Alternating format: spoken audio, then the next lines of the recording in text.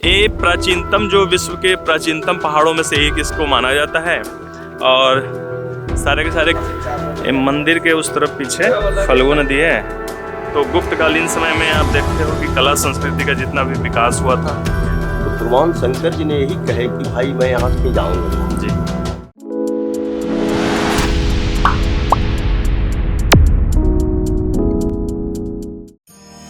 यहाँ से बराबर जाने के लिए पटना गया जो नेशनल हाईवे 83 है, वहाँ से हम लोग खड़े हैं। और पटना गया नेशनल हाईवे 83 से लगभग 9 किलोमीटर इस डायरेक्शन में पूरब की ओर बराबर है। तो लगभग रोड मुड़ जाती है, इस तरफ गया जाता है और इस तरफ से हम लोग पटना से आए हैं। ठीक है, तो इस तरफ पटना से आए हैं और ये बनावर द्वार लिखा हुआ है, बराबर 9 किलोमीटर इस तरफ गया जाता है। मखदूमपुर में था, देखिए आप यहाँ 9 किलोमीटर है। ठीक है, तो चलते हैं बराबर की तरफ।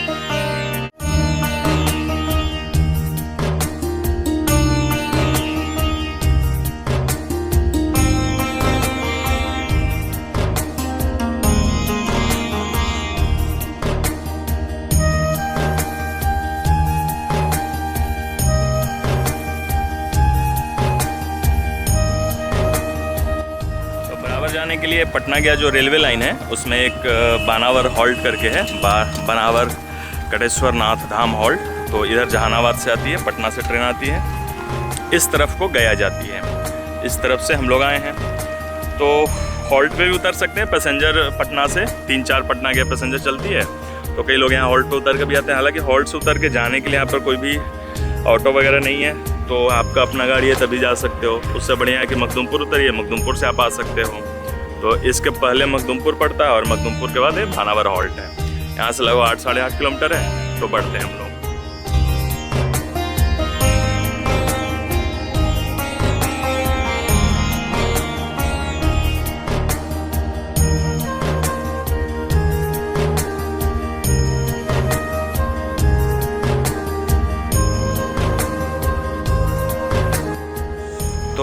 मखदूमपुर से हम लोग इस तरफ से आए थे और लगभग 8 किलोमीटर के बाद बराबर लगभग पहुंच चुके हैं। सामने बराबर पहाड़ी है। एक रास्ता इस तरफ जाता है फल्गु नदी के उस तरफ, बराबर के पीछे से दूसरा जो रास्ता है उससे, और मेन जो जाने का रास्ता है ये है।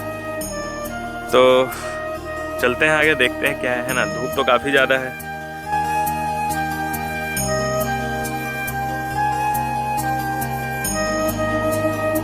अच्छा देखिए, 2 पहाड़ों के बीच में जो घाटी है, उस घाटी में इधर एक बांध या बैराज टाइप का बनाया गया है, ऐसा जलाशय के लिए।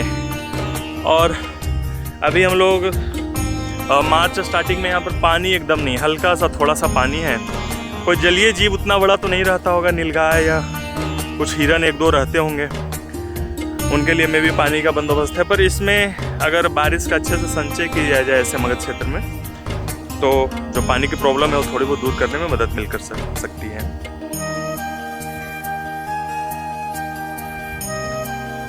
ये पूरा बांध है, इस तरफ हमें जाना है।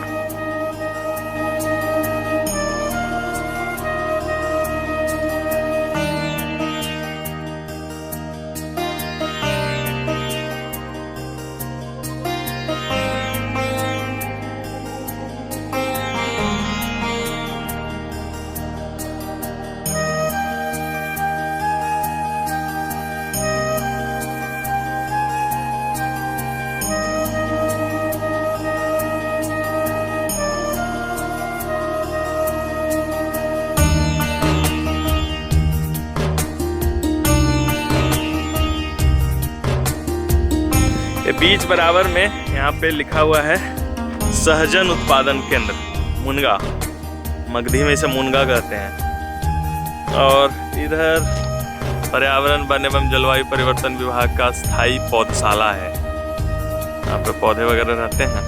तो हम लोग खोज रहे हैं, एक बाबा जी का आश्रम था बीच में, आश्रम में गाड़ी लगा के इधर से निकलेंगे। 2 रास्ते हैं, एक तो पहाड़ के इसी तरफ से जाने का, दूसरा उस तरफ से जाने का है। तो मेन उस तरफ से जाने का ही है। इस तरफ से लोग श्रद्धालु लोग जाते हैं, आगे से खड़ाई ज़्यादा है। तो देखते हैं, अगर वो बाबा जी का आश्रम मिल जाता है तो उसी तरफ से जाएंगे। तो बीच रास्ते में यहाँ पर से एक छोटा सा रास्ता है मुड़ने के लिए, जंगल में हल्का सा कच्ची रास्ता, यहाँ से जाता है। आगे से भी जाने का है, मेन जो आगे से बिहार सरकार का सारा जो सुविधाएं दी हुई है वो सुविधा वाला रास्ता इस तरफ से आगे है। तो हम लोग इस तरफ से चलते हैं और देखते हैं। तो यहाँ हम लोग एक छोटा सा धर्मशाला टाइप का है, यहाँ पे लोग अपना आते हैं फैमिली वगैरह के साथ या दोस्तों के साथ और ऐसे यहाँ पे खाना वाना बनाते हैं। खाना खा के एक दो दुकान है, तो यहाँ से सीधे इस तरफ 1-1.5 किलोमीटर के ऊपर शंकर भगवान का मंदिर है, वहीं पे लोग पूजा पाठ करते हैं। उस तरफ एक रास्ता पहाड़ी के उस तरफ है, जिस तरफ से हम लोग जाएंगे बाद में। तो उस तरफ जो गुफा है, केव्स जो बनाया हुआ है अशोककालीन उस समय का है, पर इस तरफ से जाने का ज़्यादा आनंद है, इसलिए हम लोग इस तरफ से आए। इस रास्ते से सबसे बड़ा खासियत यह है ना कि इसमें ग्रेजुअल हल्का हल्का धीरे धीरे चढ़ाई है, तो उतना थकान महसूस नहीं होता है। और जो उस तरफ मेन जो रास्ता है सरकार द्वारा जो निर्धारित रास्ता है, हालांकि निर्धारित यह भी है, इलीगल नहीं है, तो जो निर्धारित रास्ता वो सीढ़ी बना हुआ है, तो सीढ़ी से चढ़ने में कहीं भी ऊंचाई वाले स्थान पे ज़्यादा थकान हो जाता है। तो इस तरफ जो एक छोटा सा धर्मशाला है, दानवीर भागीरथ बाबा धर्मशाला हथियाबोर। तो ये जो छोटा सा एक दो जो है ना जगह, एक दो ही है धर्मशाला, 2 बिल्डिंग है, जिसको हथियाबोर कहते हैं। तो हथियाबोर में लोग रुकते हैं, अपना खाना पीना बनाया यहीं पर ग्रुप में, पिकनिक टाइप का स्पॉट हो गया, 1-2 छोटी सी दुकानें हैं। तो यहाँ से हथियाबोर से पैदल की तरफ आगे बढ़ के इस डायरेक्शन में बढ़ते हैं। ये प्राचीनतम जो विश्व के प्राचीनतम पहाड़ों में से एक इसको माना जाता है और सारे के सारे ग्रेनाइट के पत्थर हैं। तो भारत जब शायद, मुझे एग्जैक्ट नहीं पता है, लेकिन शायद इसका निर्माण जुड़ा हुआ है जब भारत वो रियूनियन हॉटस्पॉट के ऊपर से गुजर रहा था, तो जो लावा का प्रवाह हुआ था उसी से इस पहाड़ का निर्माण हुआ है। तो ये छोटे हैं, कैसा लग रहा है छोटे हैं? तोरा कैसा लगे था? बहुत बढ़िया, अभी तो चढ़ाई शुरू हुई है। अच्छा, तो अच्छा लगे था? बहुत बढ़िया। अच्छा, तुमको हो? अद्भुत। अच्छा, तो चलते हैं धीरे धीरे। थकान तो थोड़ा सा हो रखा है, पर धीरे धीरे बढ़ते हैं। और दिन में लगभग 1 बजे का टाइम है, तो सूर्य एकदम पूरा माथे के ऊपर है, तो थकान तो लगेगा ही, पर कोई ना। तो रास्ते में आगे बढ़ने के क्रम में जो ग्रेनाइट के पत्थर हैं, पहाड़ हैं, उस पर एक गणेश जी और इधर भी शायद गणेश जी हैं। तो गणेश जी की आकृतियाँ बनी हुई हैं, इधर से हम लोग आ रहे हैं। तो ये जो निर्माण है इसका मुझे आइडिया नहीं कब का निर्माण है, लेकिन चूँकि ये जो पूरा पहाड़ है भगवान बुद्ध और उनसे जुड़ा हुआ है, अशोककालीन मौर्यकालीन जगहों से जुड़ा हुआ, इधर भी सारे देखिएगा आप यहाँ निर्माण है। तो ये हो सकता है कि उस समय का ही बना हुआ। इधर जितने भी पत्थर देख रहे हैं, सामने भी जो पत्थर देख रहे हो आप, उसमें भी निर्माण दिख रहा है आपको। अलग अलग जगहों पे ऊपर भी हो सकता है कि, हालांकि इस पर इतना शोध नहीं हुआ, रिसर्च हुआ नहीं है, खोजबीन हुई नहीं है। तो अगर अच्छे से इसको खोजबीन किया जाए तो और भी हमें पुरातात्विक आर्कियोलॉजिकल अच्छी जानकारी मिल सकती है। और ये जो मुझे लग रहा है कि यहाँ पर जो जितने भी मूर्तियों का निर्माण किया गया है, मूर्तियाँ इसलिए यहाँ पे थोड़ी सी खंडित हो गई हैं कि ये जो पत्थर है इसमें बालू के कण काफ़ी ज़्यादा, सिलिका का कण काफ़ी है। तो सिलिका पढ़ने वाले लोग जानते होंगे कि सिलिका की वजह से वो जितने भी मूर्ति है ना, मूर्तियाँ वो उनके ढह जाती है, निशान ढह जाता है ना। तो चलिए आगे बढ़ते हैं। चारों तरफ ऐसे चीज़ें बनी हुई हैं। एक रास्ता उस तरफ है, पाताल कुंड करके एक कुंड है, जहाँ पे पानी शायद इकट्ठा होता होगा पहाड़ों का चारों तरफ से, और वहाँ पे एक नहाने का जगह बना हुआ है, काफ़ी ठंडा पानी वहाँ पे रहता है। तो कई लोग वहाँ भी उस तरफ पाताल कुंड की तरफ जाते हैं और नहाकर फिर इस रास्ते से वापस आकर आगे बढ़ते हैं।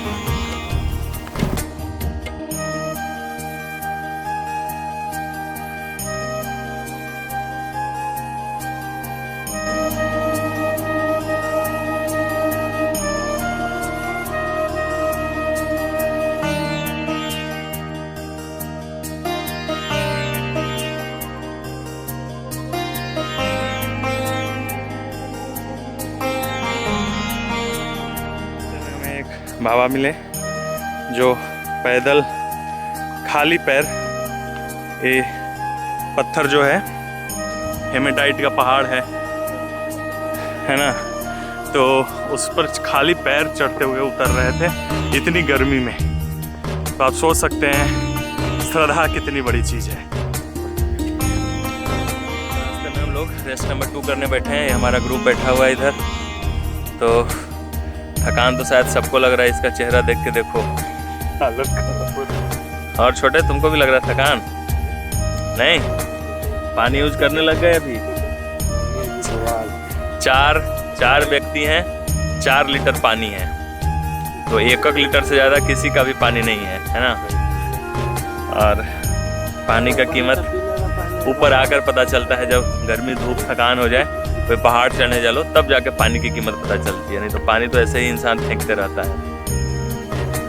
तो रुकते हैं थोड़ी देर, फिर आगे बढ़ते हैं। रेस्ट करने के बाद तरोताज़ा होते हुए हम लोग दूसरे रेस्ट के बाद आगे बढ़ रहे हैं धीरे धीरे। और हाइट तो देख रहे हो आप कि इसका स्लोप जो है अभी ठीक ठाक स्लोप यहाँ पे है। रास्ता कटीला रास्ता है, चारों तरफ कटीली झाड़ियाँ हैं और झाड़ियों से होते हुए रास्ता है। ये पता नहीं एक शॉर्टकट बनाए हैं लोग या क्या बनाए हैं। एक इधर से है, जाना इधर है, उस तरफ वहाँ से हम लोग कहीं से आए हैं नीचे से। सामने बड़ा खूबसूरत सा सीन लग रहा है, दृश्य लग रहा है। वो एक पहाड़ी आपको जो दूर दिख रही है वो वाली, वो कौवाकोल या कौवाडोल शायद उसी को कहते हैं। बहुत खड़ी पहाड़ी है, उसके ऊपर एक पहाड़ या शिवलिंग टाइप का नज़र आता है। इधर से हम लोग आए, इधर दूर बिहार सरकार का टेंट सिटी टाइप का बना हुआ है, वहाँ पे टेंट लगे हुए हैं कॉटेज टाइप के। तो शायद यात्रा के सीजन में सावन महीने में वहाँ पे टेंट से रुकने का भी बंदोबस्त रहता होगा। ऐसे ऐसे हम लोग आए हैं, ये पूरा कुछ सीन है। ऐसे पहाड़ है, धीरे धीरे हम लोग आगे की तरफ बढ़ रहे हैं।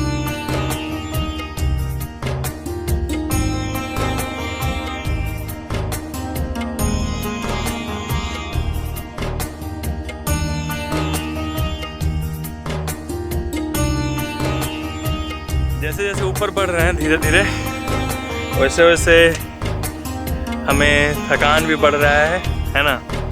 पानी वानी पी रहे हैं, पानी को कुछ लोग बैठ भी गए, हमारे ग्रुप में से कुछ लोग बाथरूम करने गए हैं। और थकान बढ़ते बढ़ते धीरे धीरे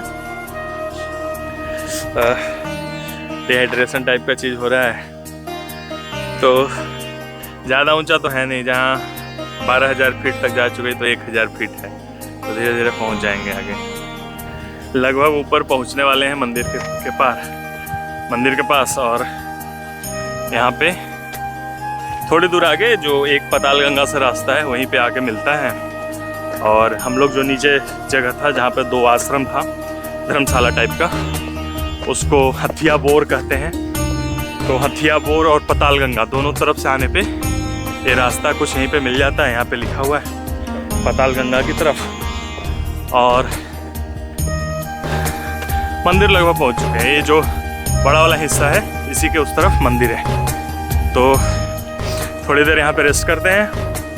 ये रास्ता जो है यही पाताल गंगा है। यहाँ देखिए, यहाँ पे लिखा हुआ है पाताल गंगा की तरफ रास्ता। ये रास्ता जो है हम लोग उस तरफ नीचे से आए हैं, उसको हथिया बोर कहते हैं। तो हथिया बोर से हम लोग आए हैं। ये पाताल गंगा से रास्ता है, पाताल गंगा। ये रास्ता सीढ़ी सीढ़ी है और पर्यटन विभाग के द्वारा इसमें थोड़ी सुविधाओं का विकास किया गया है। सुविधाओं के नाम पर यही सीढ़ियाँ बनाई गई हैं। रास्ते को थोड़ा सा मॉडिफाई किया गया है, बैरिकेडिंग वगैरह है, तो चीज़ें ठीक है। इस तरफ से रास्ता जंगल जंगल होते हुए है, तो हम तो जंगल जंगल भटकने वाले व्यक्ति हैं और जंगल जंगल भटकते हुए इस तरफ आए हैं। बराबर जो पहाड़ है, बराबर पहाड़ का हाइट लगभग 1000 फीट है। तो हम लोग ज़मीन से भी 1000 फीट का मतलब हो गया, मोटा मोटी देखें तो 350-400 मीटर मेरे हिसाब से। तो 350-400 मीटर की हाइट पे हैं हम लोग। और यहाँ पे हवा काफ़ी शानदार चल रहा है, ठंडा ठंडा हवा चल रहा है। थोड़ा सा रेस्ट कर रहे हैं धीरे धीरे और बस पहुँचने ही वाले हैं, पहुँच ही गए हैं। थोड़ी दूर पहुँच के हम लोग आगे मंदिर में दर्शन करेंगे।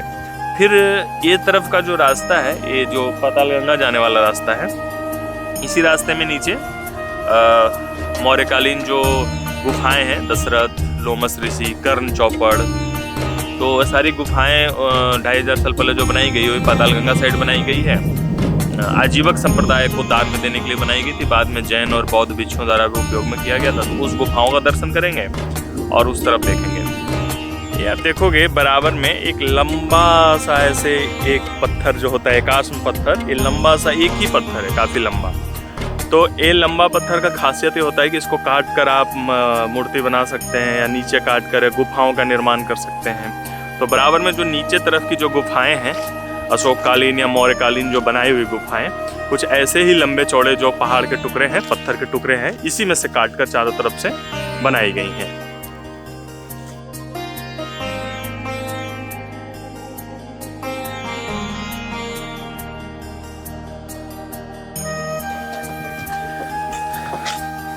लगभग मंदिर पहुंच चुके हैं हम लोग और ये मंदिर का अंतिम कुछ सीढ़ी बाकी है।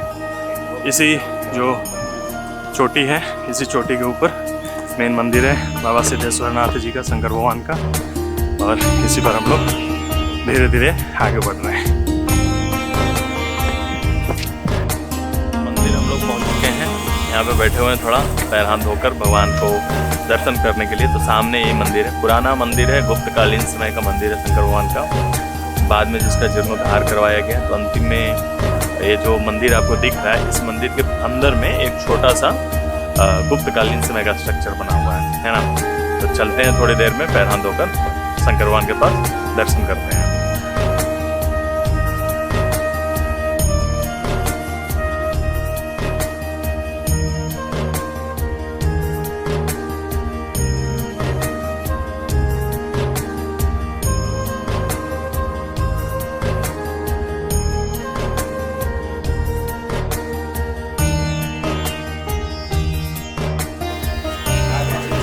मंदिर के उस तरफ पीछे फल्गु नदी है, वहाँ पे एक बैराज बनाया हुआ है और पानी तो सूखा हुआ ही रहता है। ये पूरा इस तरफ का कुछ सीन है, पीछे तरफ का ऊंचाई लगभग हम लोग 350-400 मीटर की ऊंचाई पे खड़े हैं। तो पिछली यात्रा से तो काफ़ी कम है ना। तो हम लोग पानी चढ़ाने की तैयारी कर रहे हैं। शंकर भगवान को जल का अर्पण किया जाएगा। ये तीनों लोग जल का अर्पण करेंगे, नहीं एक करेगा। इसने बस खाया नहीं है, जो हाथ में जिसने लोटा पकड़ रखा है। बाकी हम लोग तीनों लोग खा पी कर मस्त होकर भगवान की पूजा करने आए थे। तो 2 लोग अभी जा रहे हैं, 2 लोग पूजा करके आते हैं, फिर हम भी मंदिर में जाएंगे, भगवान का पूजा अर्पण करेंगे, फिर बाहर आते हैं। हालांकि पूजा पाठ करने का सबसे बेहतर तरीका ये है कि फास्टिंग हो और व्यक्ति उपवास में रहे। पर हमको सुबह से खाना के बिना रहा नहीं गया, हम तो खाना खा लिए थे। तो खाना खाकर पूजा करते हैं, कोई बात नहीं, खाना खा के भी पूजा करना कोई बुरी बात नहीं।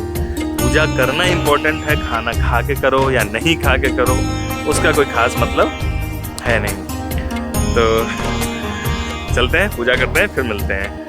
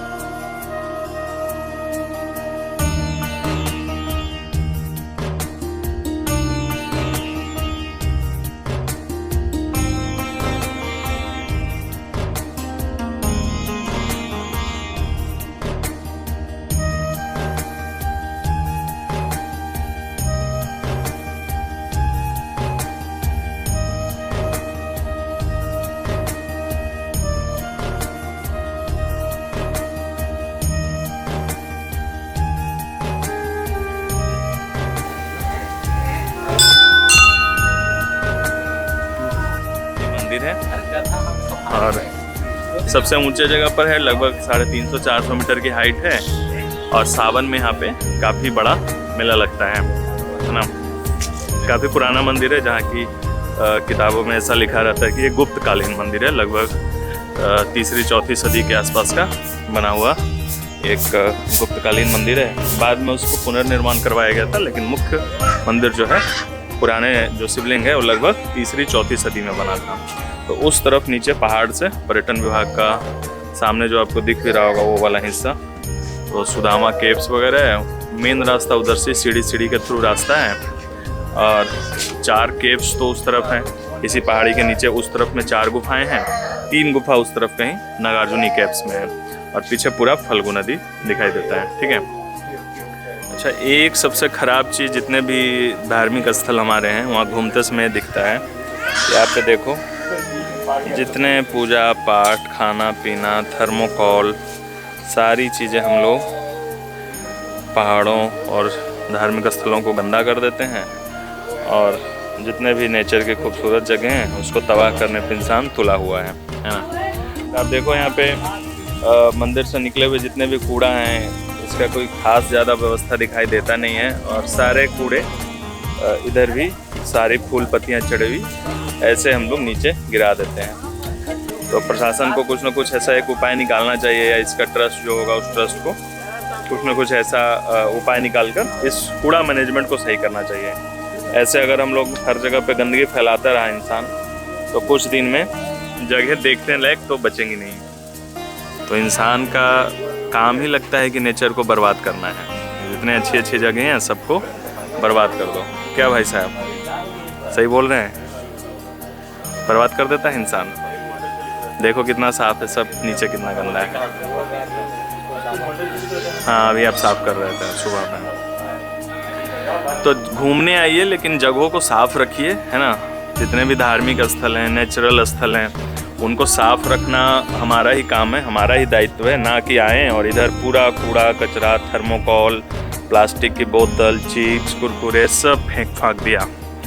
तो भगवान भी सोचते होंगे कि भाई कहाँ पे आ गए हैं, इंसान हमारा पूजा करने आ रहा है कि जगहों को गंदा करने। तो मुख्य मंदिर यही है। यहाँ पे सावन के महीने में काफ़ी बड़ा मेला लगता है। छोटे छोटे यहाँ पर देखोगे आप, काफ़ी पुराने समय के काफ़ी मूर्तियाँ बनी हुई हैं, सारी मूर्तियाँ रखी हुई हैं। तो गुप्तकालीन समय में आप देखते हो कि कला संस्कृति का जितना भी विकास हुआ था गुप्त काल में, इसीलिए स्वर्ण युग का दर्जा भी दिया जाता है गुप्त काल को। और होली का समय है तो लोग होली भी खेल रहे हैं यहाँ पे आके ऊपर में।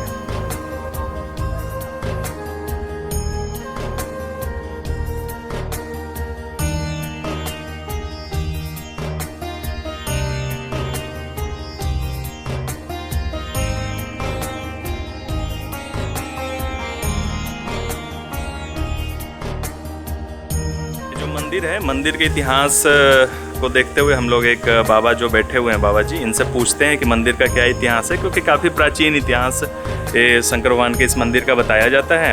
और यहाँ पर चूँकि बौद्ध, जैन और आजीवक संप्रदाय के भी गुफाएं हैं, तो हिंदू संप्रदाय का यहाँ पे काफ़ी पुराना समय से बिल्कुल होगा। तो चलते हैं इन बाबा जी से पूछते हैं कि क्या इसका इतिहास रहा है। तो ये बाबा जी हैं और ये इतिहास बताएंगे आपको कि किस तरीके से ये मंदिर का इतिहास। हम शॉर्ट बता रहे हैं। जी जी बाबा जी। देखिए, यह बानासुर का ये स्पत। जी बाबा जी। बानासुर या भोले बाबा अपने कैलाश से यहाँ पर आए। जी समझे ना। तब पता चला बानासुर पता चला कि कौन आया हुआ है भाई। जी। तो उसके अपने लोग दूत को भेजे वहाँ पर। जी। तो भगवान शंकर जी ने यही कहे कि भाई मैं यहाँ से जाऊँगा। जी। इस मने कहीं पूरब में मने खुद भगवान मिले। आपका तो दक्षिण की ओर आपको विष्णु भगवान का है, उत्तर की ओर गंगा है।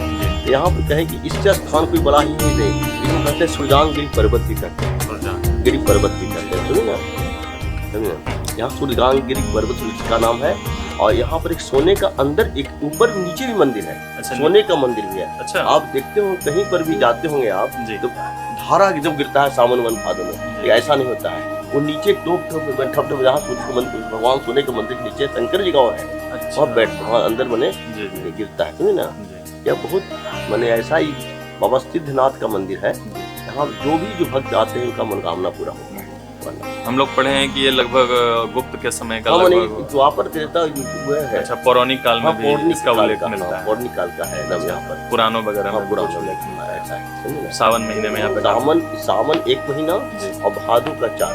भादों का 4 दिन। 4 दिन यानी चतुर्दशी तक मन इसका बहुत भीड़ आता है, बहुत बढ़ता है। बहुत भीड़ उमड़ता हाँ मैंने कही ज्यादा तो भादों में 4 दिन का, है ज्यादा में भादों। तो समझे ना। उसी दिन युद्ध हुआ था आपका बानासुर से। अच्छा, जो बानासुर हाँ से युद्ध हुआ बानासुर था। से भगवान के जो पोता है भगवान से भी युद्ध हुआ है, जी जी जी। उसमें वही दिन झंडा मन नीचे गिरा था, वही उस दिन हुआ था। अच्छा, हाँ भगवान का, तो इसीलिए मेनली मतलब हम यहाँ पर उसी famous मेला लगता है। आपको 4 दिन का मेला बहुत जबरदस्त लगता है। वही भादों में 4 भादों में लगता है 4 दिन। तो भादों में आप सावन जैसे ही बीते तो सावन के बाद जो भादो महीना आता है, भादो महीना में बता रहे हैं बाबा जी कि 4 दिन का काफी बड़ा मेला लगता है, कि बोले क्योंकि उसी समय बानासुर के साथ जो युद्ध हुआ था तो उसी में बानासुर को हराया। तो आप लोग भी आ सकते हैं यहाँ पर, काफी अच्छी जगह है और काफी सुंदर जगह है, शांत जगह है। और जो यहाँ पर आते हैं उनका एकदम मनोकामना पूरा होता है। जी। और आने के साथ बस मैं एक निवेदन करूंगा कि गंदगी मत फैलाइएगा, क्योंकि चारों तरफ कुछ गंदगी हमें दिख रही थी। तो कहीं भी जाइए धार्मिक स्थल और इसके तो गंदगी मत फैलाइएगा, है ना बाबा जी? सही बोल रहे हैं ना? यहाँ से बहुत तो मंदिर का इतिहास हमने अभी देखा कि पौराणिक कालीन इतिहास रहा है। यहाँ पर बानासुर के साथ युद्ध हुआ था और बानासुर को युद्ध में हराने के बाद बानासुर को भगवान ने युद्ध में हराया था। और हराने के बाद भादों के महीने में, सावन के बाद यहाँ 4 दिन बड़ा मेला लगता है, क्योंकि माना जाता है कि उसी समय भगवान ने बानासुर को युद्ध में हराया था। तो कुछ ऐसा सीन दिखता है हमें, और इसी सीन के बाद विदा लेते हैं हम लोग। नीचे की तरफ चलते हैं, फिर आगे केव्स का दर्शन करेंगे और आगे बढ़ेंगे। तो दर्शन हो गया भगवान का पीछे मंदिर में, यहाँ मंदिर में भोलेनाथ जी का दर्शन हो गया। और अभी हम लोग घर से आलू परवल का भुजिया और रोटी लाए थे। तो आलू परवल का रोटी और भुजिया ऐसे बिछाकर खा रहे हैं। पूरा जगह खाली है, कोई है नहीं, सारे लोग जा चुके हैं। ऊपर में कुछ लोग थे लोकल जो रहते हैं, तो आलू परवल का भुजिया खा रहे हैं। बराबर पहाड़ से नीचे हम लोग उतर रहे हैं और अभी जाकर हम लोग जो बराबर की गुफाएं हैं, बराबर केव्स जो फेमस है, उसको देखने जा रहे हैं हम लोग। वो पहाड़ के दूसरी तरफ है, तो उस तरफ से देखने जा रहे हैं। उसमें 2-3 काफ़ी इम्पोर्टेंट चीज़ें, काफ़ी अच्छी चीज़ें हैं। जैसे एक तो उसमें इतना चमकदार पॉलिश है, जो मौर्यकालीन पॉलिश फेमस है, और वो पत्थरों पर इतनी चमक पॉलिश है कि आज के ज़माने में वैसी पॉलिश करना एक तरीके से काफ़ी हार्ड काम है। तो पॉलिश है, और शंख लिपि में कई सारी चीज़ें, शिलालेख अशोक के समय के लिखे हुए हैं। अशोक का जो पोता था दशरथ, तो दशरथ जी के द्वारा भी कई सारी चीज़ें वहाँ लिखी गई थी। तो उनको हम लोग देखेंगे, फिर घर की तरफ जाएंगे। यहाँ पर एक जगह लिखा हुआ है भगवत जी बीज दुकान, मटकोरी कुआं जहानाबाद। तो भगवत जी ये बताइए कि पहाड़वा के ऊपर इतना ऊपर जाके बीज दुकान के प्रचार करने से कुछ फायदा मिलने वाला है? पहाड़ के ऊपर कोई बीज लगाता है? गजब महाराज आप भी। एक रास्ता लौटने में भी यही पाताल गंगा वाला रास्ता है, जो कि हमें जाना उधर ही है। दूसरा रास्ता है हथिया बोर, दानवीर भागीरथ बाबा धर्मशाला हथिया बोर, जहाँ हमारी गाड़ी लगी हुई है। तो हथिया बोर की तरफ हम लोग बोरते हुए प्रस्थान कर रहे हैं। हमारी पूरी सेना जो 4 लोगों की सेना है, और धीरे धीरे उतर रही है अपने गंतव्य स्थल पे। मोटरसाइकिल जहाँ हमारा लगा हुआ है। रास्ते में कूड़ा कचरा, प्लास्टिक की बोतल जो आपको दिख रहा है, मुझे इसको लेकर बहुत ही ज़्यादा गुस्सा आता है कि लोग कैसे लोग होते हैं जो कहीं ना कहीं चीज़ों को फेंक देते हैं। और हम लोग जितने भी सामान ले जाते हैं, सारा चीज़ हम लोग रिटर्न करते हुए ला रहे हैं, है ना।